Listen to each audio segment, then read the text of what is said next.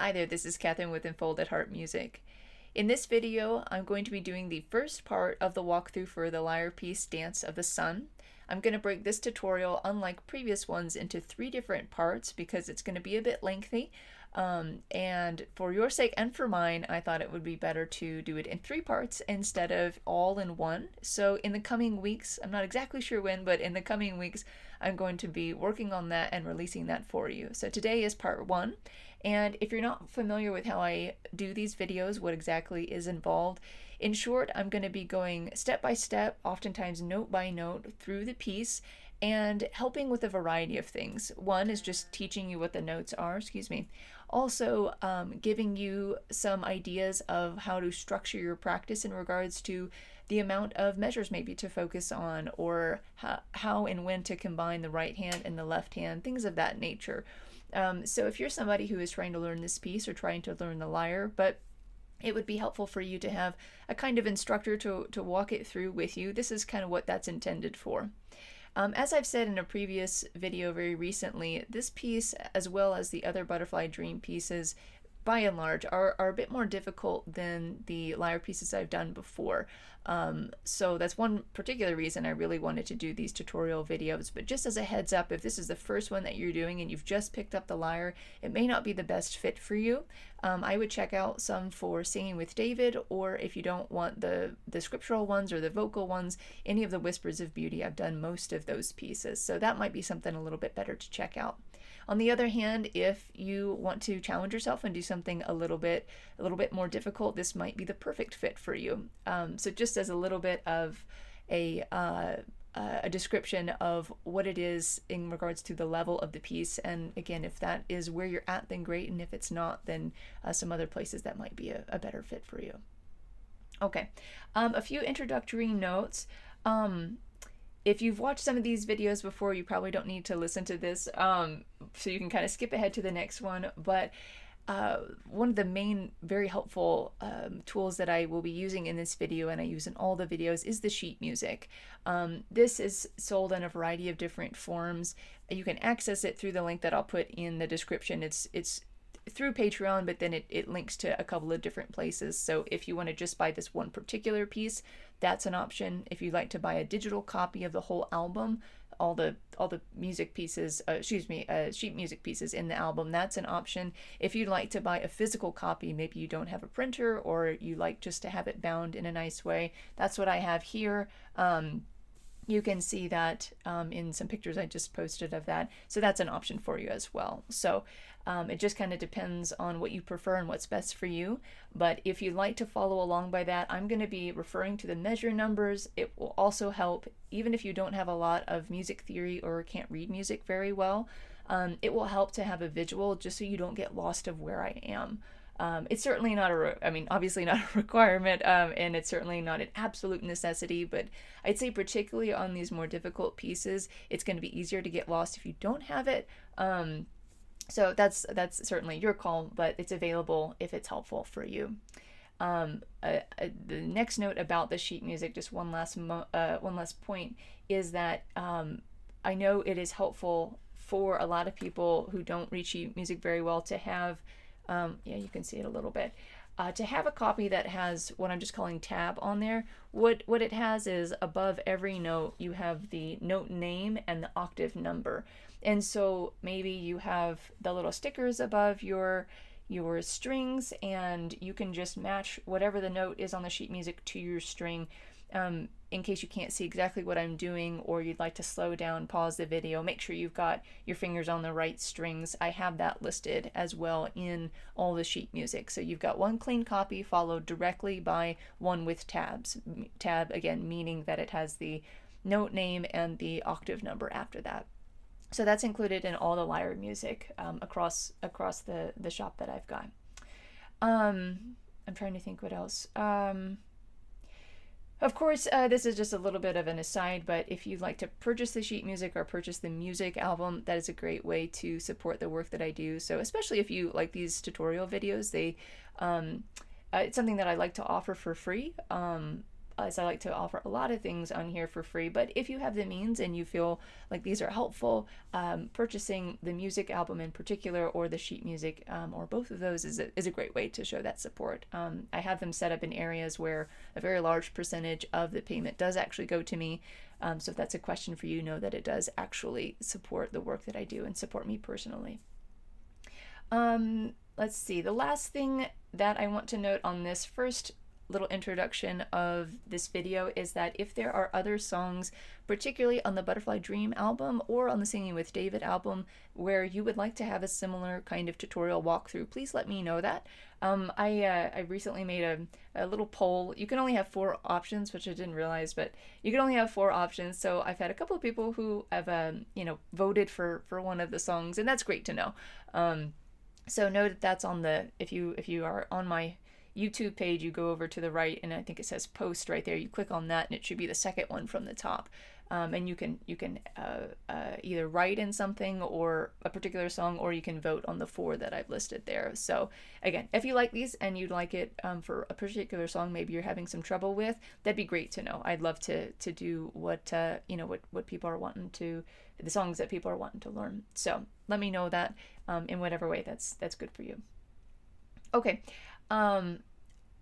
I'm going to wait until the next part. The next part, we're going to be looking at some structure of the piece, how you need to be tuning your lyre, and also some things about the rhythmic structure of this piece in particular. So once you've got yourself set up, you're ready to sit down either to watch or to play with your lyre, then come back for the next section.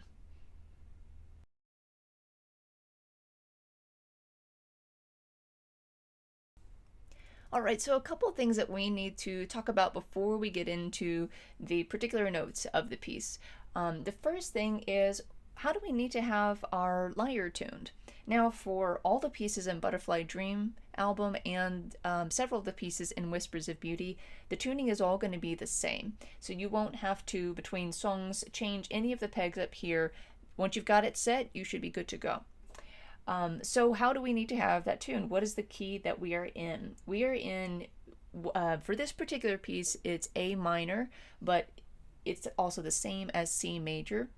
So if you already know how to tune that, you can go ahead and get your lyre tuned and ready to go. If not, and if you have the sheet music, look at page 44 at the top there. I've got listed for the 19-string lyre what those notes should be.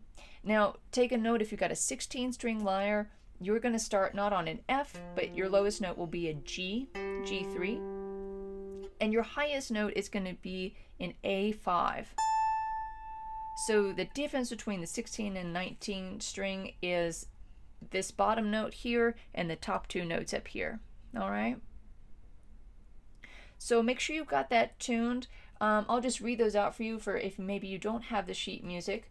Your bottom note on a 19 string should be F3, then G3, A3, B3, C4, D4, E4, F4, G4, A4, B4, C5, D5, E5, F5, G5, A5. If you've got a 16 string, that's your highest one, that A5.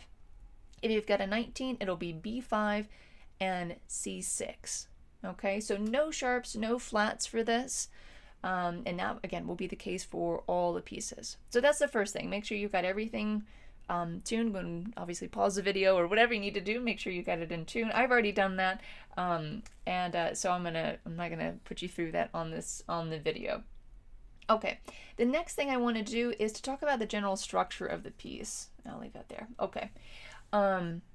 So what I'm going to do is, for those of you who have the sheet music, what I like to do is I like to write on my sheet music a lot. I find it very helpful.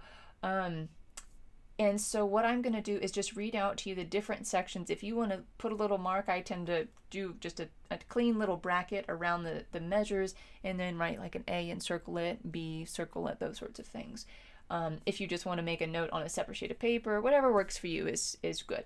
All right, so I'm going to read those out because that's how I'm going to be breaking up the piece and communicating to you where exactly I am and how the piece as a whole comes together. Okay, you'll notice that we have 3 sections that will repeat themselves. They're kind of the heart of the piece.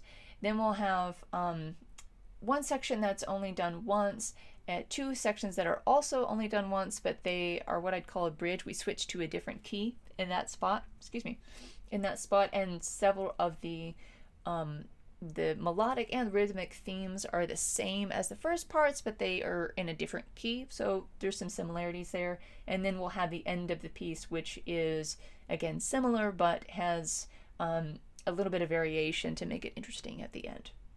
Okay, so here are the parts. It's a little bit more than we've had before. All right, we have part A. This repeats itself 3 different times, and this runs from measures 1 through 9, measures 27 through 34, 78 through 86.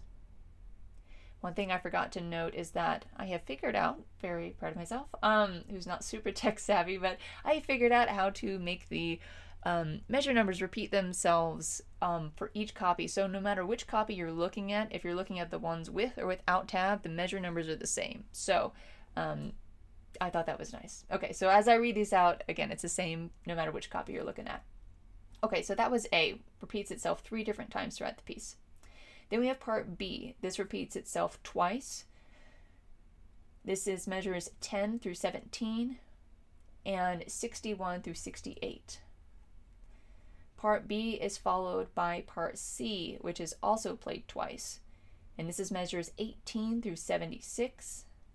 I'm sorry, 18 through 26. That would be a long part. 18 through 26 and 69 through 77.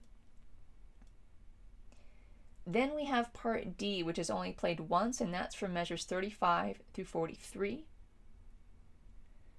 Part D is followed by parts E and F, which I would consider the bridge section of the piece. And part E is 44 through 51, and part F is 52 through 60.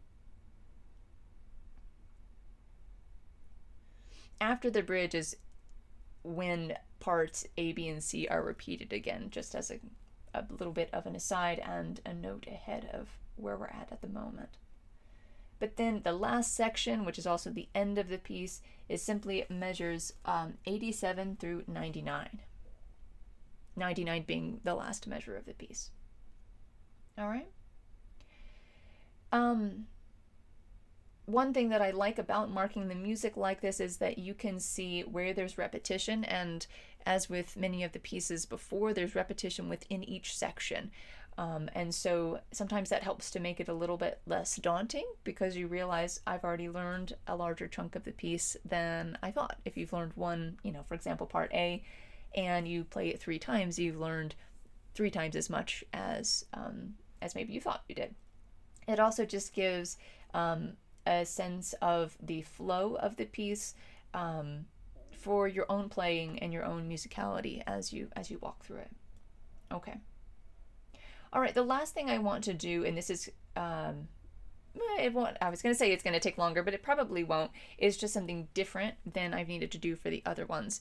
This is about the rhythmic aspect of this piece. Now, I'm looking at page 44 right now, but if you were to look at the very beginning of the clean copy, you'll see that it has the word swing above the first measure.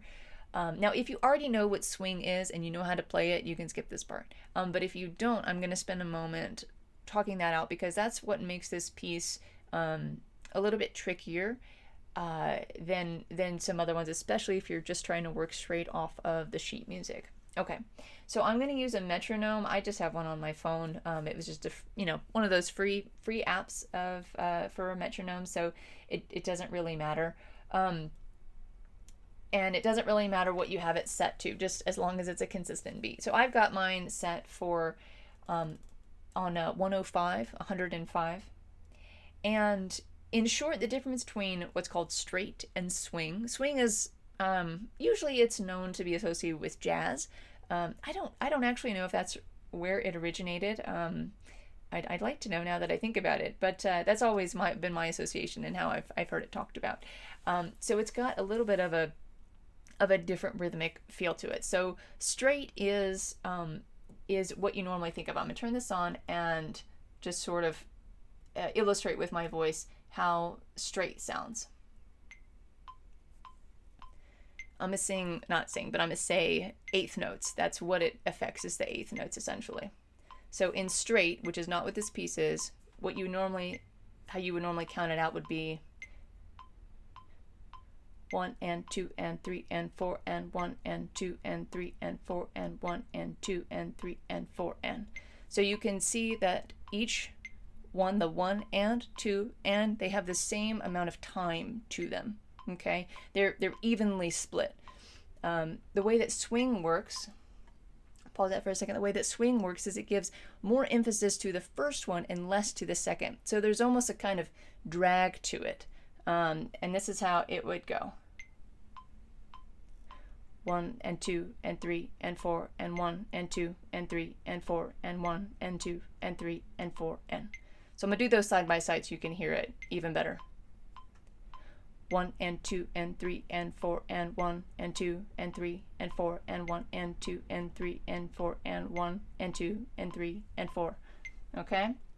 So if that feels way over your head, that's okay. All you will need to do is to listen to the rhythms that I'm playing. I don't usually talk about rhythms very much because if you're not starting with anything, and I know some people pick up the lyre as their first instrument, and you don't have any musical background, this is not the place to learn that. But if you do have some, and you kind of have some familiarity with eighth notes or even swing versus straight, know that this piece is in swing. So it's going to have that extra drag. I don't know how else to describe it, but you will hear it in the piece, and it's important that you know that it is there, because otherwise you will not be playing it correctly. And especially, again, if you're working straight from the sheet music, it's important for you to know that you're going to be, and you're trying to count it out of how do I play this part of it. It's important for you to know what that swing, how it affects the piece. Okay. Again, if that feels like too much for you, don't worry about it. Maybe try and turn on a metronome. I would get a metronome for this piece. I'm going to be using that as I walk through this tutorial. I think it'd be really helpful for you. So I would download a free metronome app if you don't have a metronome, and just listen to the way that I'm playing it and try and mimic that. That's what I would say. If you're just starting out and you don't quite understand what swing is, certainly you're welcome to pursue that in your own studies, but if nothing else, then just know that that's there and go ahead and mimic the rhythmic pattern that I'm using on my lyre. Okay, so with that, I think we're going to close it. Yeah, and we will come back and we're going to start part A. In this video, I'm going to be doing A, B, and C. The second video, I'll be doing parts D, E, and F. And then for the final video, I'll be doing the end and sort of putting it all together. Okay, so come back for part A whenever you've got your metronome, excuse me, if you want to mark up your sheet music, and you're ready to get started.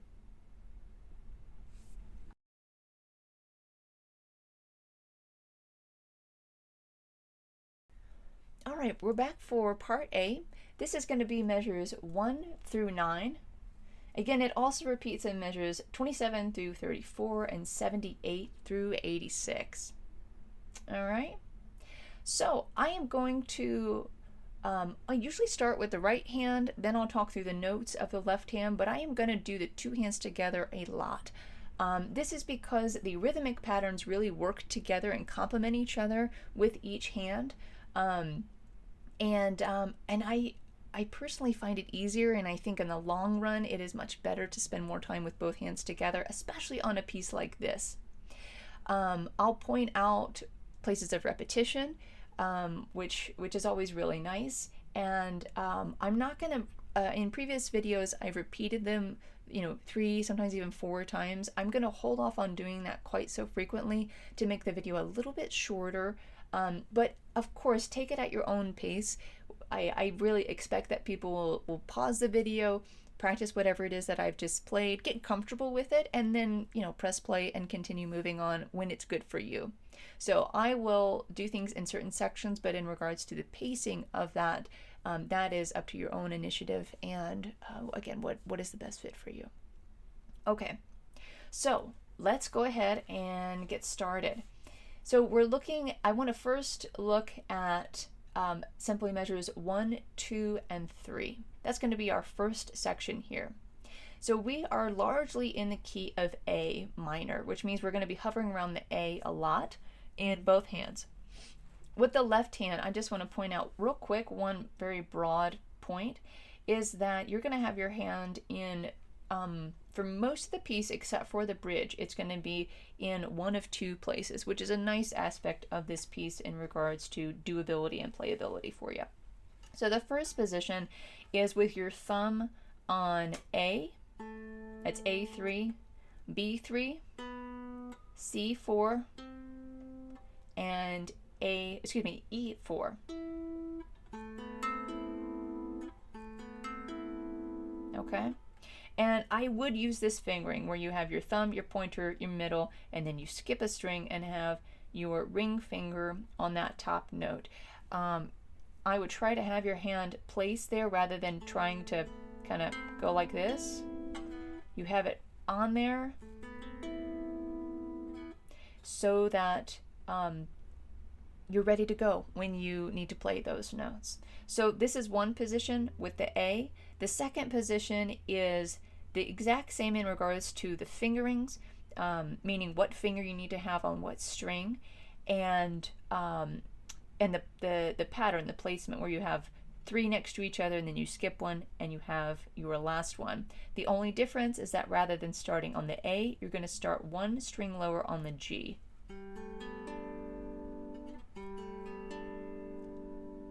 Okay, that's A, here's G, again A, G. So if you want to, even for a moment, do exactly what I just did, just pluck those strings with those fingers, get comfortable with it, that'd probably be a good idea. You're going to be doing different rhythmic patterns with that, but those are the notes that you're going to be playing by and large for most of the piece. Okay, when we go to the bridge, it's going to be the same thing, just shifted up a few strings. Okay, so that's our left hand. You can even just hold it there while we talk about the right hand.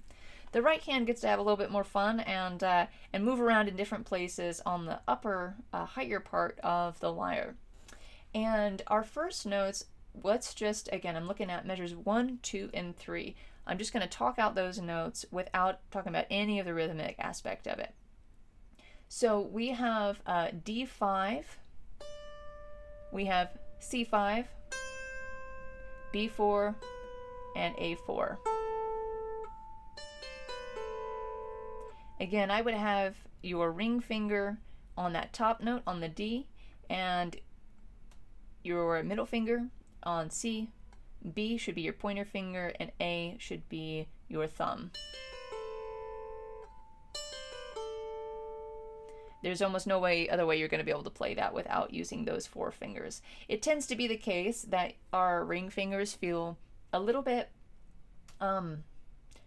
weak and more difficult to control. So that may just take a little bit of muscle work.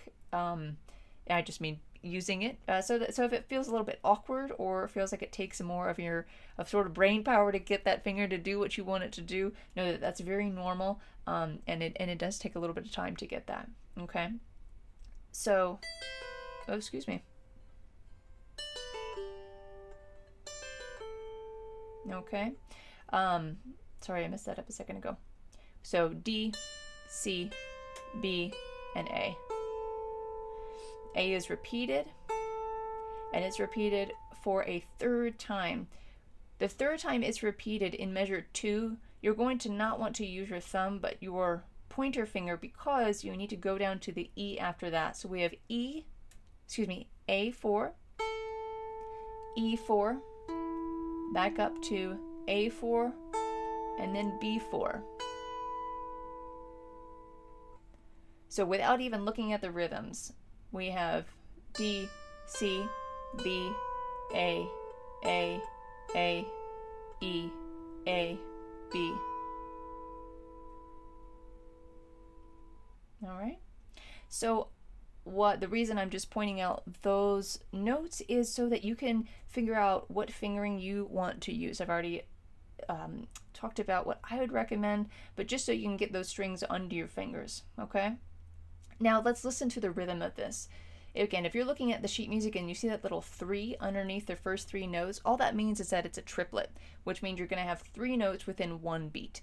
What this normally sounds like is something like this. Triplet, triplet, triplet, triplet, triplet, triplet, triplet, triplet. Okay, so you have 3 within each one. What I'm going to do is I am going to use the metronome again. I've got it on 105, and I'm going to do just the right hand twice for you, and then we'll look at the left hand. Again, if you want to just keep your left hand here, I find that helpful, even if I'm not playing it, just to get used to having both hands on the instrument rather than holding it or doing something else with the left hand. Okay, so having it here, let's listen and hear what the right hand sounds like.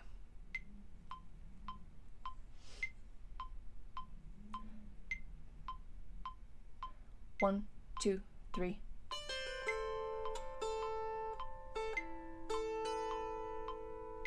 That's measures 1, 2, and 3 of the right hand minus the last note in measure 3. One more time. 1, 2, 3.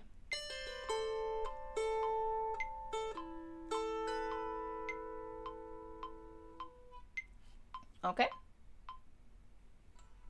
Now what is the left hand doing here? We have in the second measure, again, what I pointed out before, we have this measure of, this pattern of A, B, C, and E.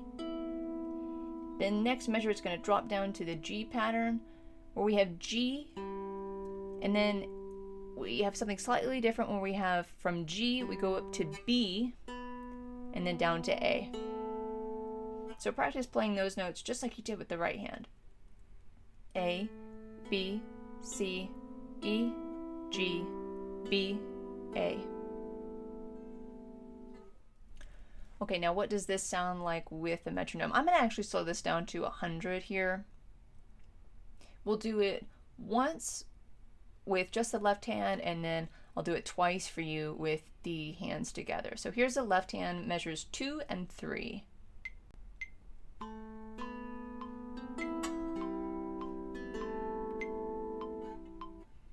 How does that sound together with the right hand?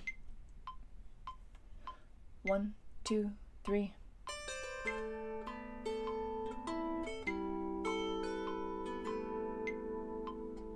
Trying to play it a little bit extra loud so that you can hear it really nice. 1, 2, 3.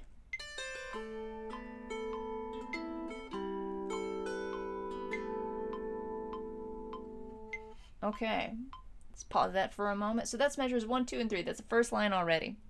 That's going to repeat itself in just two more measures. So what's between those repetitions? So we have looking at measures 4 and 5. We're also going to include that A from the pickup, the pickup note in measure 3 right at the very end. That's called a pickup note when it just leads right into the next measure. So looking at the right hand, I'm going to go and place my hand here. We know we have A from the end of measure 3. And then we have B, C, B, C, E, F, E. So a lot of back and forth there, which is nice. Let's do that again. We have A, B, C, B, C, E, F, E. Here's the proper rhythm for that.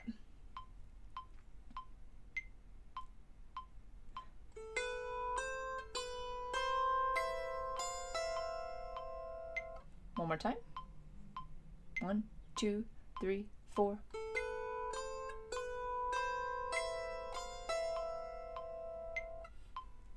Okay.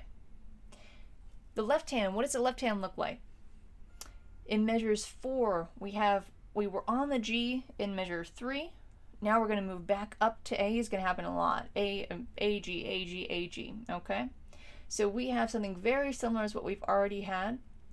We have A, B, C. Then we drop down in measure 5 to G before we end on a B. So again, we have A, B, C, G, B. And again, how does this sound rhythmically?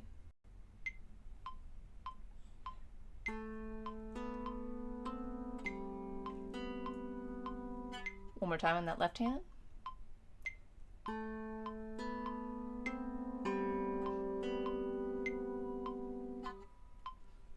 Now what about together? How do they sound together?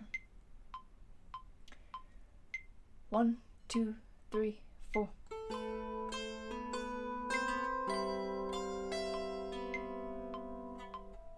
Again. 1, 2, 3, 4.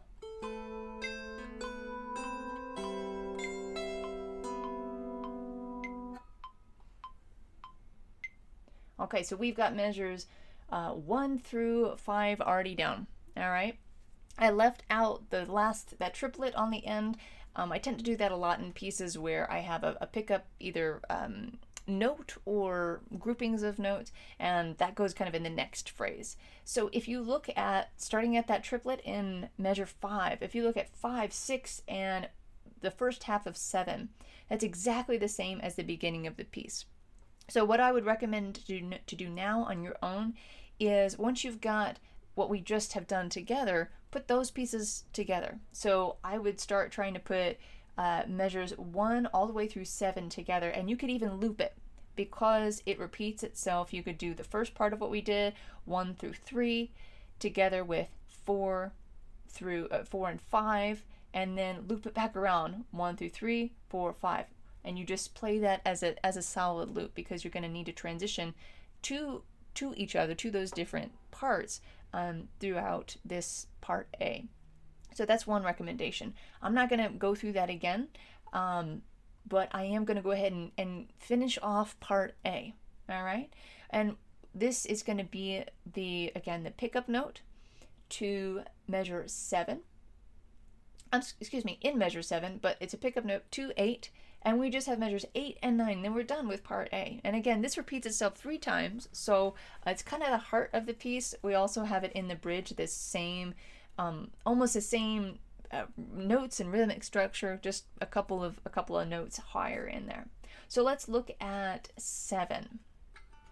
At the very end of 7, I did it again. All right, so 7, we have at the very end A, then we have B, C, B, A, G,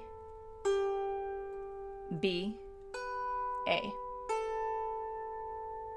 The way that I do the fingerings for this is I have these 3 on the first 3 notes as I go up, A, B, C, and then as I go down to B, A, G, I move my hand 1 string down and use these 3, but going down again. So I go up, move down, down.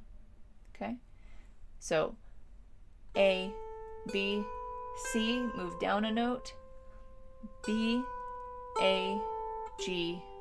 Don't move your hand. B, A. Again. B, C, A, B, C, B, A, G, B, A. Okay. Now let's listen to it in rhythm.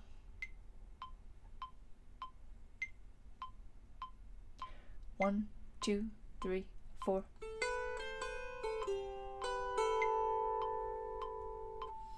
Again. 1, 2, 3, 4.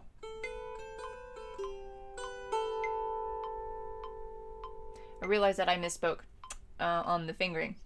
It's funny how that works. Okay, so rather than moving on the B, I actually move on the A. So I have A, B, C, keep my hand still for B, and then use my pointer finger to play the A, G, B, A. I'll do it in kind of slow-mo for you.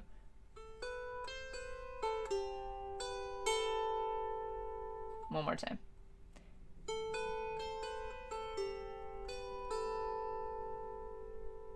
So the second time you play the A, play that with your pointer finger. Okay? All right, so let's look at the left hand now. We have A. We were on G before. Again, we're going to move back up to A. We have A. Then we have C, which is a little bit different than we've been having. After that C, we have A again. And then we go up to E and back down to A. All right? So again, same position, but different notes and different rhythm. How does the rhythm sound?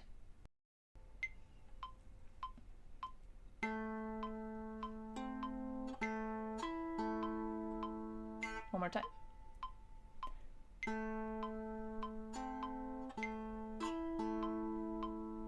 And what about together? 1, 2, 3, 4.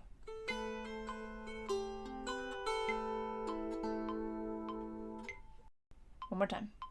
1, 2, 3, 4.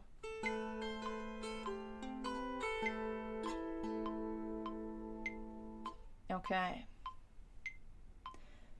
So of course I'm going much faster than than you will likely go, than I would need to go if I was learning this piece. Certainly. So take it as slow as you need. Go with both hands separate, both hands together, however you need to do it, and just get real comfortable with it. Once you're at that point with each section, again, I would, as you're going, I would try and make the section larger and larger. Otherwise you're gonna have these sort of piecemeal sections, and it makes it harder to connect them. We develop a habit of stopping, where in at the end of the day, when we're trying to play the piece, we're not actually wanting to stop. So if you can try and not do that, to not stay in such small segments, but to work on putting it all together, that's going to be best for you.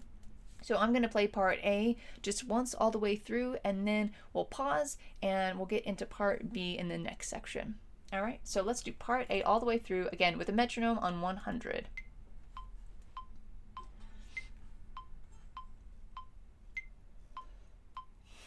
One, two, three.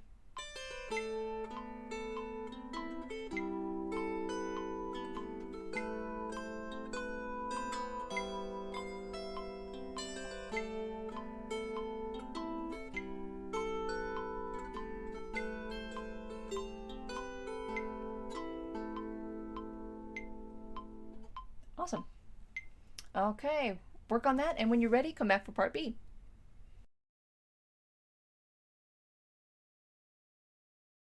All right, we are in part B now, and part B runs from measures 10 through 17.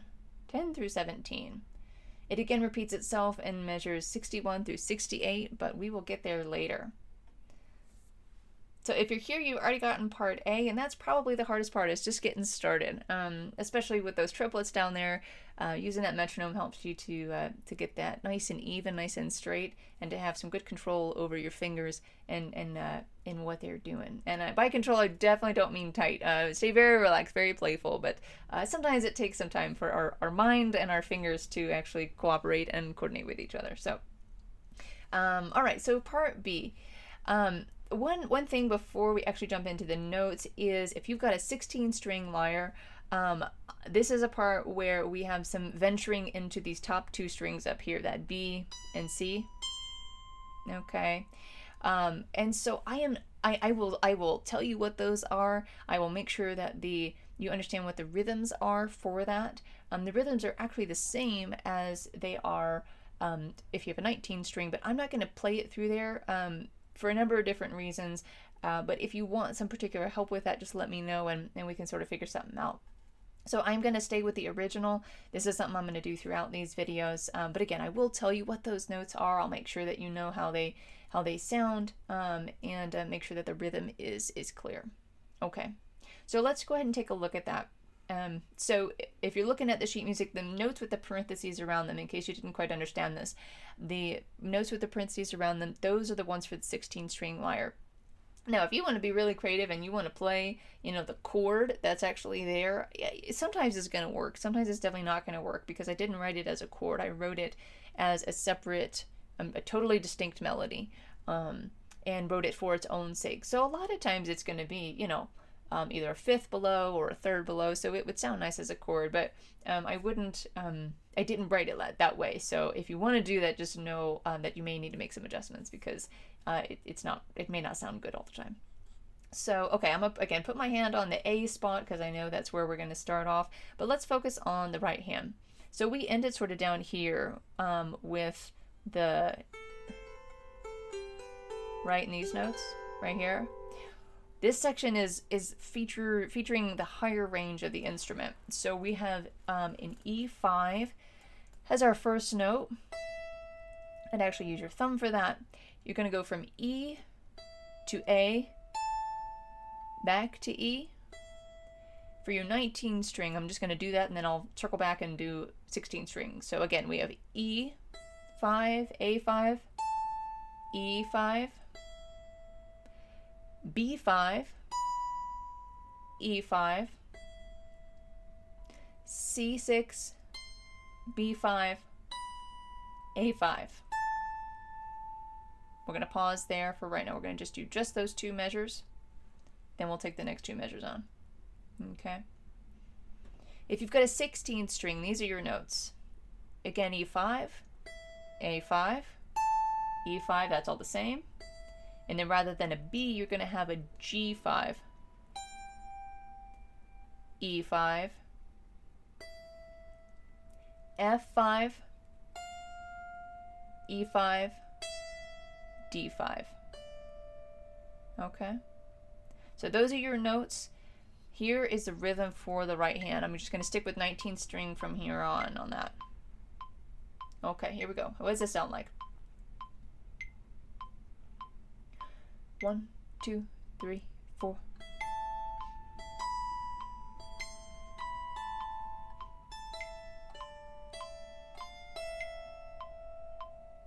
Sorry, I went too far.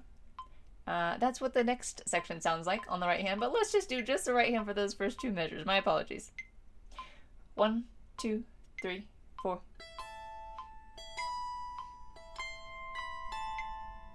You can feel the drag in that part of the swing.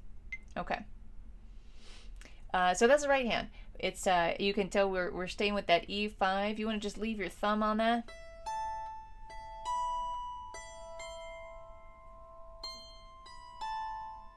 And then, well, I'm sorry, I keep thinking they're together. All right, so I made that section short. All right, so that's the right hand. The left hand, we're in A. All right, and we go from A to B to C. That's it, just those three.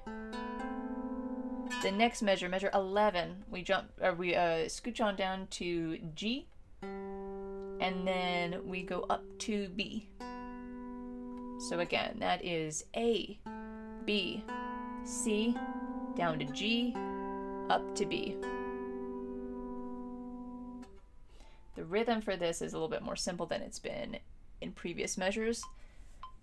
Measure 10 and 11, left hand rhythmically and with obviously the correct notes. Here we go.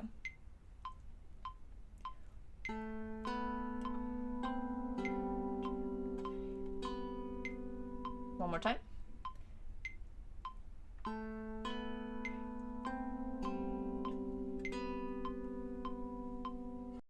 Okay, how do they sound together? 1, 2, 3, 4.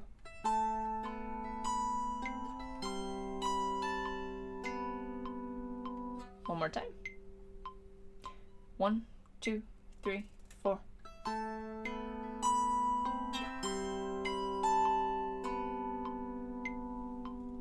All right, next section, which I've already given you a little foretaste of.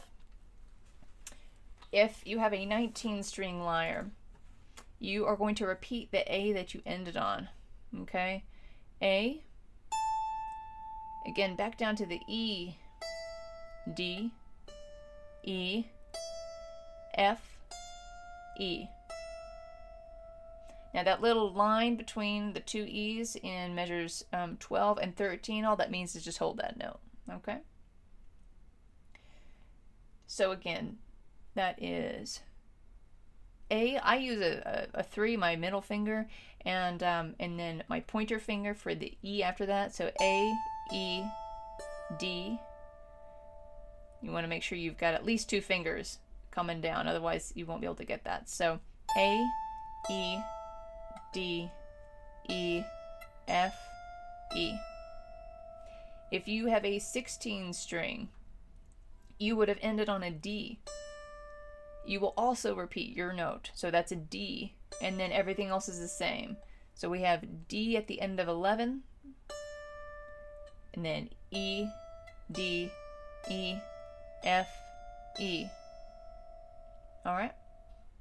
So let's put the rhythms to it. It's the same for 16 and 19 string. The only difference in this is that instead of starting on an A, you start on a D if you've got a 16 string. All right. Not taking my own advice there with the left hand. Okay, here we go. Pick up note to measures 12, and then we'll also play 13. Just the right hand. 1, 2, 3, 4. One more time. 1, 2, 3, 4.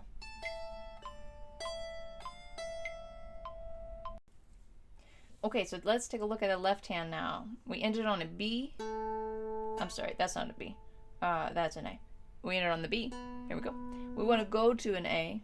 We have A, B, and then in measure 12, we have something a little bit different. We have A, B, E, B, A. Sometimes I play that a little bit different, and I'll illustrate that in a second, that part in measure 13. But for right now, let's look at the rhythm of that.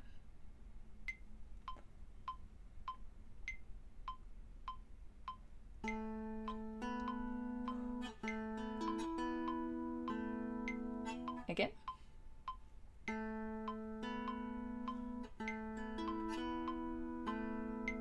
And how do they sound together?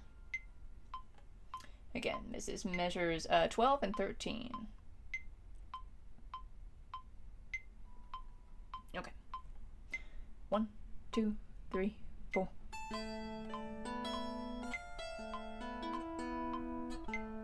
Sorry, I went a little fast on that. I did not stick with my metronome. So here we go. Same thing, but a little bit slower. 1, 2, 3, 4.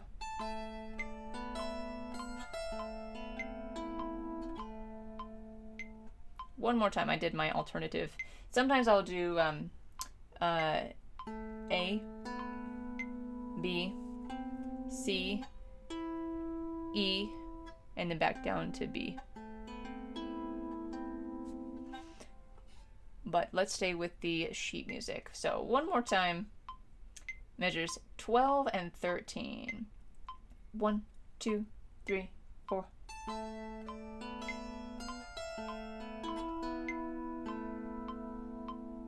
Okay. Now let's keep going on this section. Section B. Again, we have something very similar to what we had before in section A, where we had that repetition. We have repetition again. If you look at our next notes, our next measures in measures 14 and 15, that is the same as what we played in measures 10 and 11. So we're going to skip over that. I have the same recommendation that I said for part A, where you could just play that in a loop. All right. Basically measures 10, 11, 12, and 13, you could just play those right in a loop, because you're going to need to make both of those transitions from both of those sections to the next. All right. So since we already have those two measures down, let's take a look at how part B ends. So we're looking at measures 16 and 17. Okay, I know my right hand is still in A. I can see that. We have for the 19 string, we're going up to C. So we had been on an A in measure 15, that third note. We have been on an A. I'm looking at the very last note in 15. We have C, B, D, I'm sorry, G, E, and then B, A.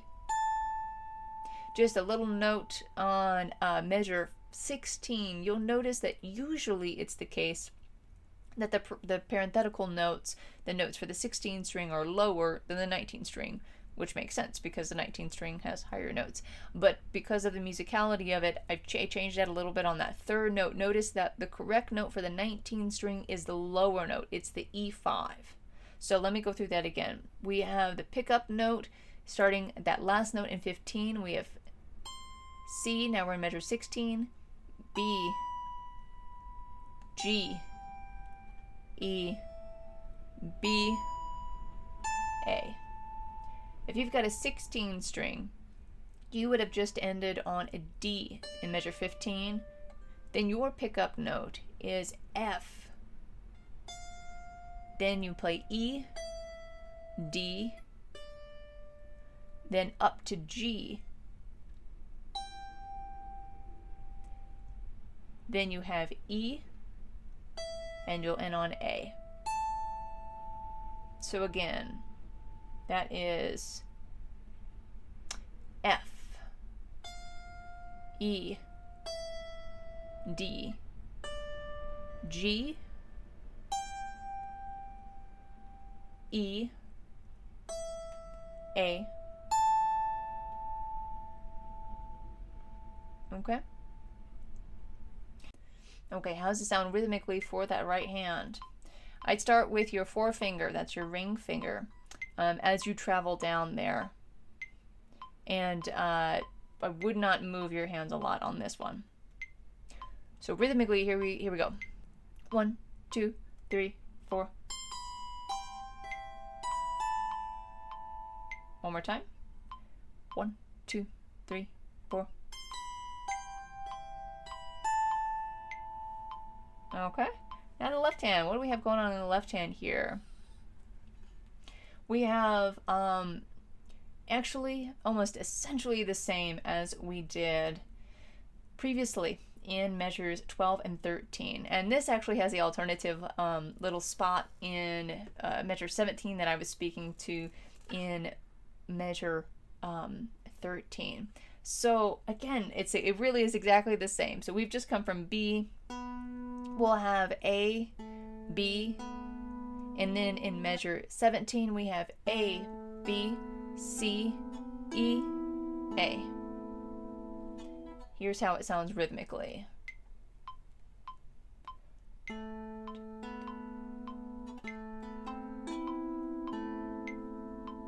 One more time.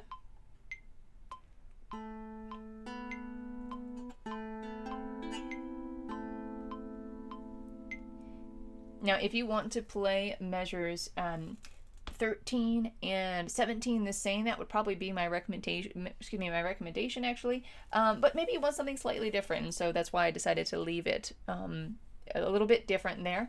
But do whatever you prefer. So let's put these two hands together, and then we will do all of part B.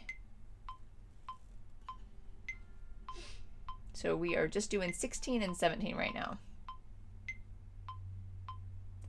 1, 2, 3, 4.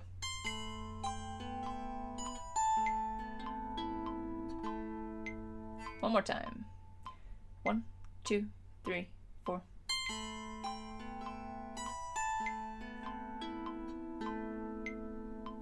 Okay. Of course, play it as you need to. Get yourself comfortable with each section. And when you're ready, then go ahead and join me in playing all of part B. 1, 2, 3, 4.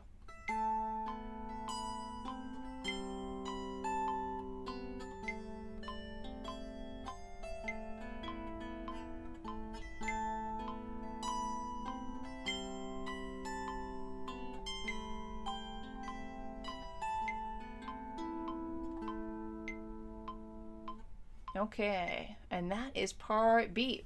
Once you're done with part B, definitely work on putting A and B together. I would not move to C until you can play A and B totally together without having a kind of hitch, which can happen again when we're working in parts. You got to make sure that the transition between those parts is nice and smooth. So once you've got part B down, the exciting part is putting A with B. Okay, you could have done this, and if you like to do this moving forward, I didn't think to mention that even as you're working on part B, you could already work on sort of tagging it to the end of A. So if you play through A and then you play the first 2 or 3 measures of part B, that'd be a nice way also to work it if you prefer. So once you get A and B down, then come back for part C, and that will be the last part of this first video on the tutorial, and we'll do the rest of the piece in 2 more videos. So come back for part C.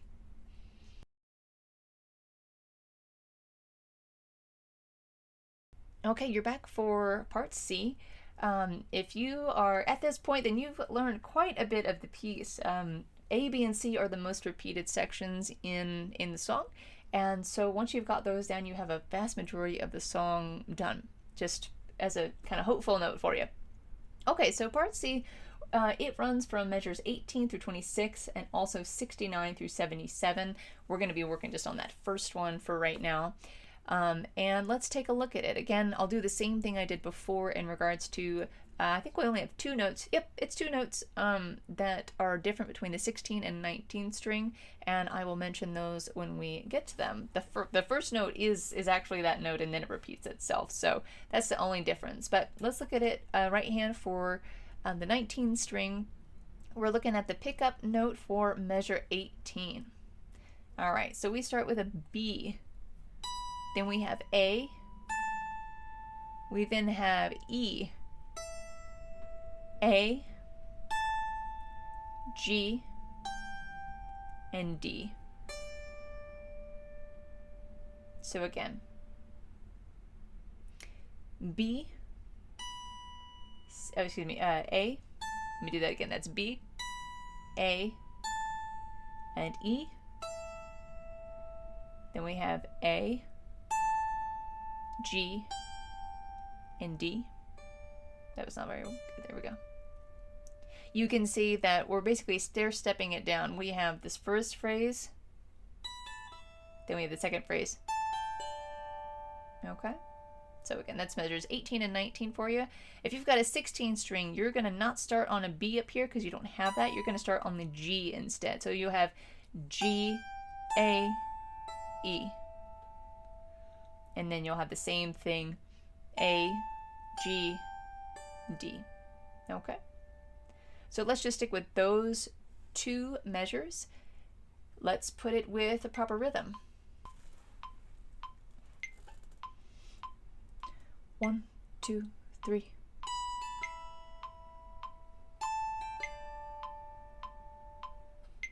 It's about to go on. Okay. 1, 2, 3.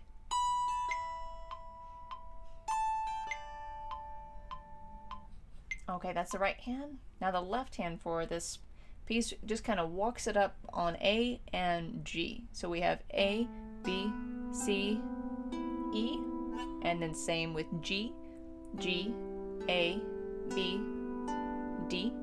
That's measures again 18 and 19. But what does this sound like rhythmically?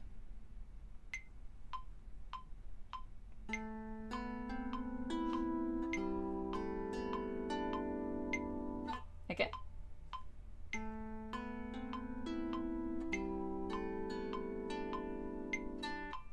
Now together these 2 measures. 1, 2, 3.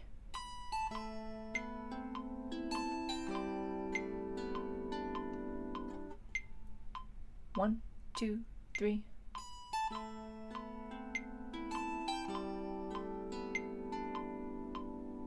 All right. Now we have our next 2 measures, 20 and 21. So we ended on a D. We're going to stay with a D in the right hand. We have a D, E, D, C, D, E. So you notice it just goes between those 3 notes. Now that's not the right rhythm, but those are the notes. Here's the correct rhythm for that. Measures 20 and 21. 1, 2, 3, 4.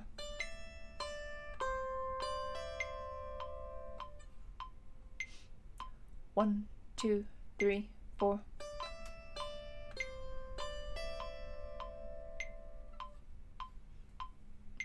What about the left hand? We were at our G position. Now we've moved up to our A position in measure 20. We have A, B, C, and then we drop down in measure 21 to G, A, B, D, B. That's not B. Excuse me. G, A, B, D, B. There we go.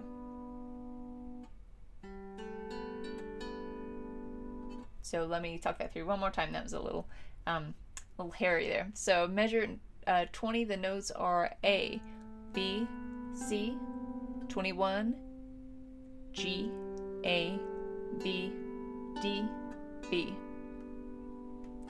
How is the sound with our rhythms?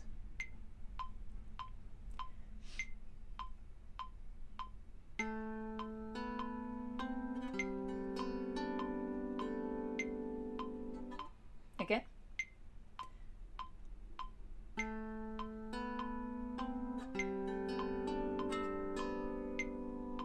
And together. Where's our D? There's our D. 1, 2, 3, 4.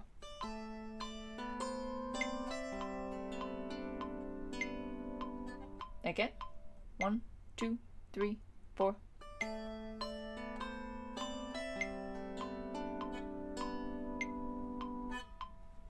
Okay. Then we again, same pattern continues. So as we've had in parts A and part B, in part C, we also have the return of the first few measures. So measures 22 and 23 are the same as measures 18 and 19. So we're going to skip over those.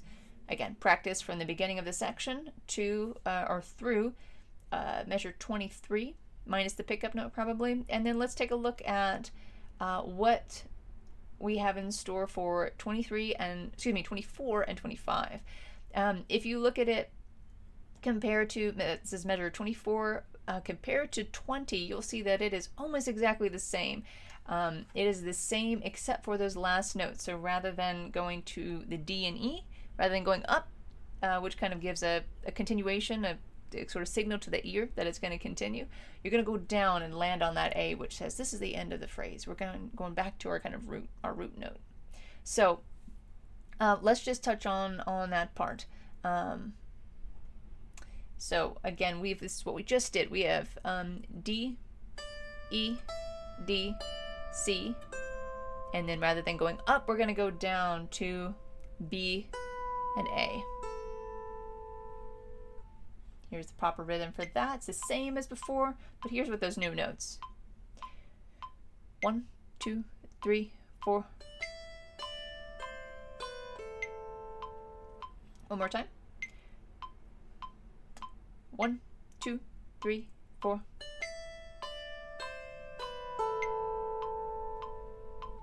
Okay.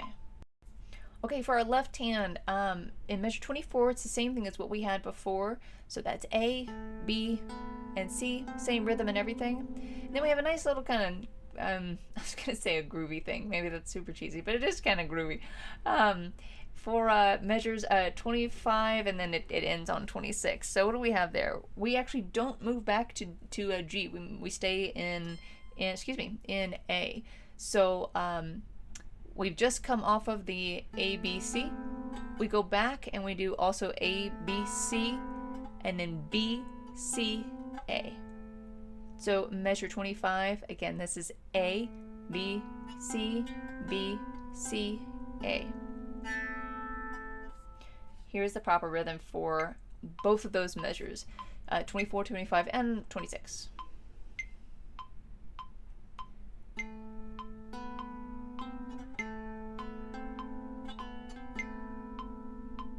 Again.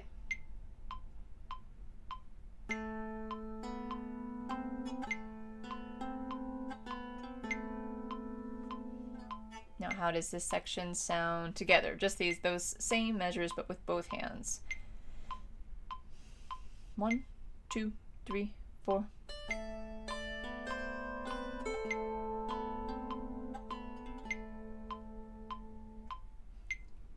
One more time. 1, 2, 3, 4.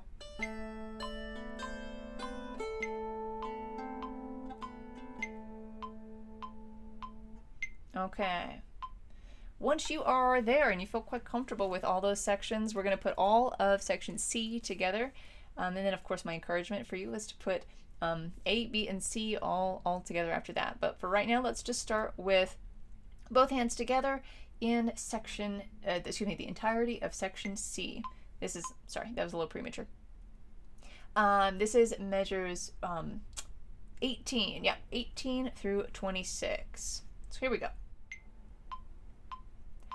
1, 2, 3.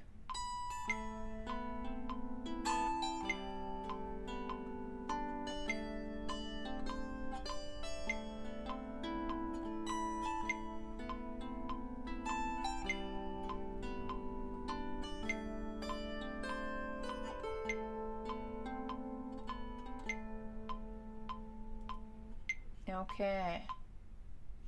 All right, now I'm gonna leave it up to you to put A, B, and C all together. Again, I keep that metronome on just so you make sure that you're really staying steady, especially with one that's got kind of, it's really working on off beats. It's very easy to rush it or certain parts of it. So keep that metronome on for a good bit, and then of course take it off and have fun not having it on there. The last thing I'm gonna point out though is that let's look at the structure for a second. So we've had part A, part B, part C. What follows part C is part A again. It's exactly the same. It's the second time it shows up, and it goes from measure, we have the pickup notes, but it goes from measure 27 through to 34. So once you're at this point, once you finish this video, you have learned all the way through measure 34 of the piece, which is quite a large chunk of the piece, which is great. So again, as I suggested before, you can do that round in individual sections, section A, section B, section C. You can also do that with the entirety of this part because, you go from C back to A again. That's the natural progression of the piece. You are also welcome to loop them where you just play A, B, and C over and over and over again. As I mentioned before, something I commonly do. I find it a really fun way to work something without just stopping and starting over again, and it also keeps the flow very nice, so that I don't create a habit of stopping after certain sections. So I hope it's going well for you, and certainly if you reach this part, I hope you're having a great deal of fun.